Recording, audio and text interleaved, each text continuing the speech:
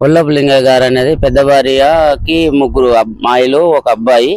తన చిన్నప్పుడే చనిపోయింది. అంటే ఈ కృష్ణ చిన్నతనంలో పుట్టగానే జరిగిపోయింది. జరిగిపోయిన నేపథ్యంలో వాళ్ళు ఏం చేశారంటే మళ్ళీ చిన్నపిల్లలతో ఎట్లా ఉంటారు అని చెప్పి ఆడపిల్లల పెళ్ళైంది, నువ్వు ఒక్కడు ఎలా ఉంటావు అని బంధువులందరూ కలిసి ఇంకొక ఆమెని నర్సమ్మ అనేట ఆమెను చేయడం జరిగింది. ఆమెను చేసినాక ఇద్దరు బాబులు, వాళ్ళను కూడా ఏమాత్రం తేడా లేకుండా ఆస్తుల సమభానం అందరికి ఇచ్చారు. వాళ్ళకు కూడా పెళ్లిళ్ళు అయినాయి.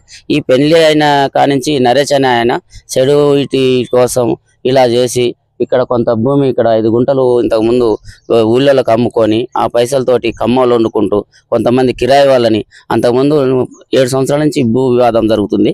ఈ ఊళ్ళ పరిష్కారాలు కూడా వీళ్ళకి చెప్పలేము, వీళ్ళు ఇట్లా అనుకుంటారు, అన్నదమ్ములు ఐక్యత లేదు అని వాళ్ళు కూడా 4-5 సార్లు చెప్పడం జరిగింది. ఈ పోలీసులు కూడా మన సీరియల్ పీసీలో కూడా ఇంతకుముందు చాలాసార్లు కంప్లైంట్ జరిగింది.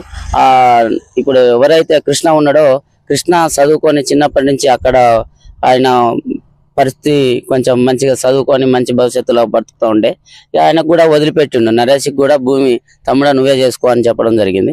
చెప్పినా కానీ అది కూడా కౌలు ఇవ్వకుండా కూడా చేసుకోనికి మంచిగా ఉండంటే అమ్మడం జరుగుతుంది.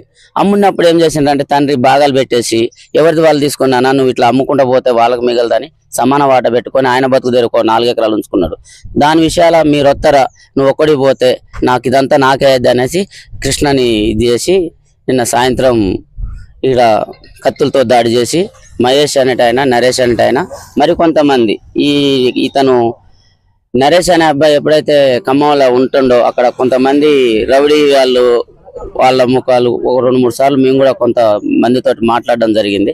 2-3 ఆటోలు తీసుకురావడం, ఈ చించెట్టు కింద అడ్డేయడం, తాగడం, వాళ్ళని బెదిరియడం, పెద్ద మనిషిని కొట్టడం కూడా చేసింది.